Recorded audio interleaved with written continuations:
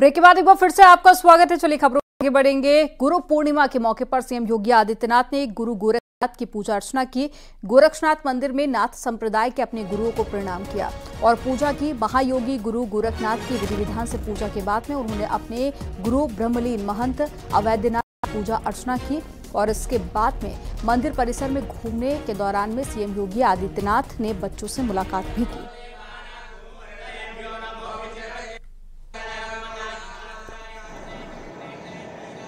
कुछ चीजें हैं जो हम सबको जानने की आवश्यकता है। हर व्यक्ति जानता है कि माता पिता किसी भी बच्चे के पहले गुरु हैं। उनका स्कूली शिक्षक, इसके बाद उनका गुरु आता है। पुरोहित उस गुरु परंपरा का प्रतिनिधित्व करता है। बड़ा भाई भी गुरु के रूप में ही पूज्य माना जाता है और ऋषि परंपरा, संतों की परंपरा भी उस गुरु परंपरा का प्रतिनिधित्व करता है।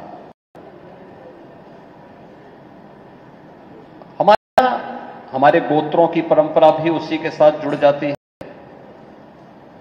हम लोग अपने किसी एक कार्यक्रम को आगे बढ़ाने के दीक्षा के साथ भी जुड़ जाते हैं। इन सब के पीछे का उद्देश्य क्या है? एक ही है, जो हमें अच्छे मार्ग पर अग्रसर कर सके। माता पिता बच्चे का सबसे पहले होंगे।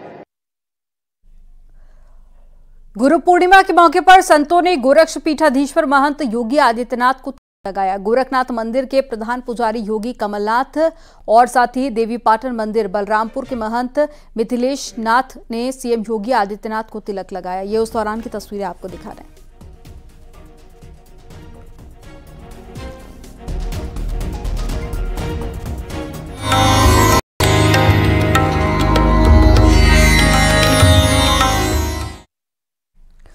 और गुरु पूर्णिमा पर वाराणसी में अनोखा नजारा दिखा। यहां पर मुस्लिम महिलाओं ने अपने हिंदू धर्म गुरु की आरती उतारी और मुस्लिम महिलाओं ने पूरे रीति रिवाज से गुरु पूजन किया और गुरु की आरती उतारी और आशीर्वाद दिया। इसके लिए पातालपुरी मठ में सुबह से ही लोग गुरु से आशीर्वाद लेने के लिए पहुंच रहे थे।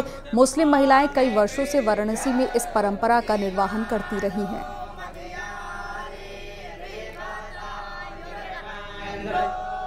आज गुरु पूर्णिमा के पावन पर्व पे हम सभी हिंदू मुस्लिम समुदाय के लोगों ने मिलकर के, मुस्लिम समुदाय के पुरुष महिलाओं ने मिलकर के पातालपुरी मठ के पीठाधीश्वर महंत बालक दास जी महाराज की आरती उतारी, तिलक किया और पूरी दुनिया को संदेश दिया कि गुरु का कोई धर्म जाति नहीं होता। गुरु धर्म जाति के बंधनों से मुक्त होता है। गुरु शिष्य परंपरा धर्म जाति के बंधनों से मुक्त और गुरु शिष्य परंपरा जो है वो भारतीय संस्कृति की परंपरा है। ये अरब की संस्कृति की परंपरा नहीं।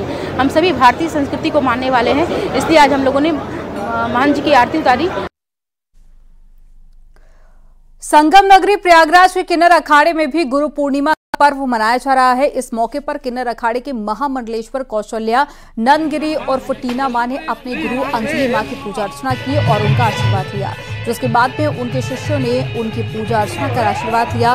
टीना मां के शिष्यों ने उनके पांव पखार कर पूजा अर्चना की और उनका आशीर्वाद लिया। इस मौके पर किन्नर शिष्यों ने भक्ति गीतों पर जमकर नृत्य किया।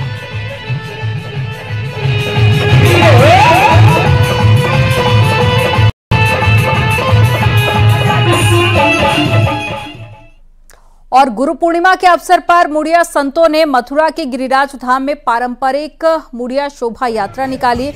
इसमें देश विदेश के हजारों श्रद्धालु शामिल हुए।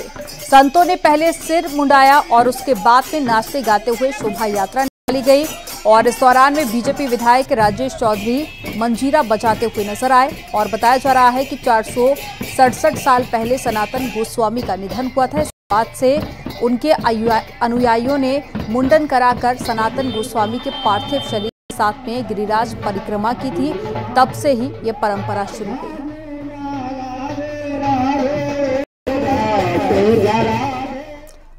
गुरु पूर्णिमा के अवसर पर राज्य में जगह जगह पर लोगों ने गंगा स्नान किया और अपने अपने गुरु की पूजा की। हम आपको 3 जगह की तस्वीरें दिखाते हैं। ये तस्वीरें हैं रायबरेली, अमरोहा और साथ ही शाहजहांपुर की। रायबरेली और अमरोहा में सुबह से ही हजारों की तादाद में लोगों ने गंगा नदी में स्नान किया और अपने गुरु का नमन किया। वहीं शाहजहांपुर में मंदिरों में भी पूजा पाठ करने के लिए श्रद्धालु उमड़ पड़े।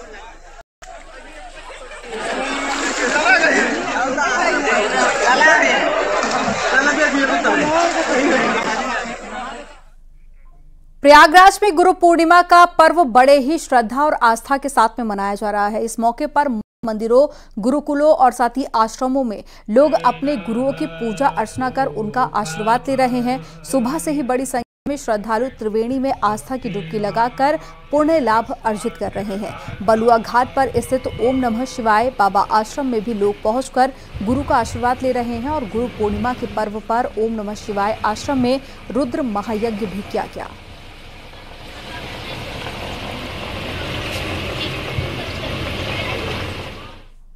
खबर अयोध्या से है। गुरु पूर्णिमा के मौके पर रामनगरी अयोध्या में सरयू के तट पर आस्था का सैलाब उमड़ पड़ा है। देश के कोने कोने से श्रद्धालु यहां पर आए हैं और सरयू नदी में स्नान कर दर्शन पूजन कर रहे हैं। साथ ही गुरु शिष्य की परंपरा को निभाते हुए अपने अपने गुरुओं को पूज रहे हैं और मठ मंदिरों में भी गुरु पूर्णिमा का उत्सव मनाया जा रहा है। श्रद्धालुओं की सुरक्षा को लेकर व्यापक इंतजाम किए गए।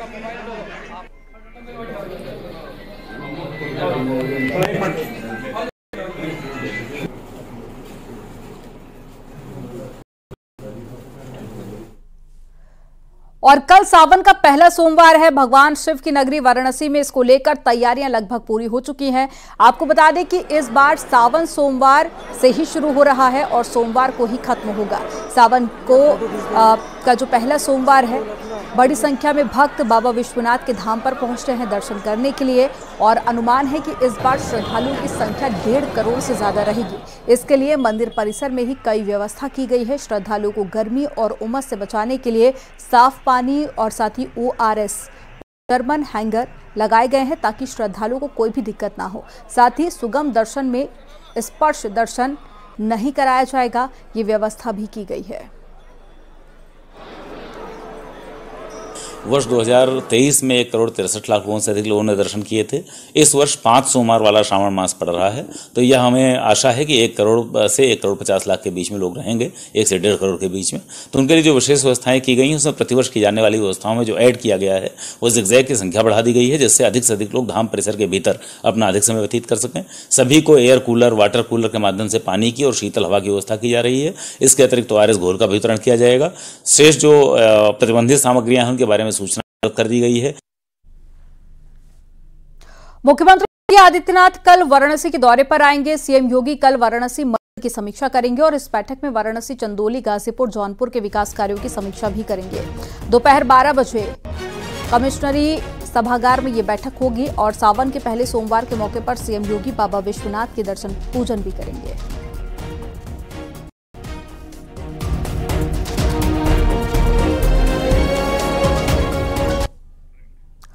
यहां रुकेंगे एक छोटे से ब्रेक के लिए। आप देखते रहिए न्यूज़ 18। आप देख रहे हैं न्यूज़ 18 उत्तर प्रदेश उत्तराखंड।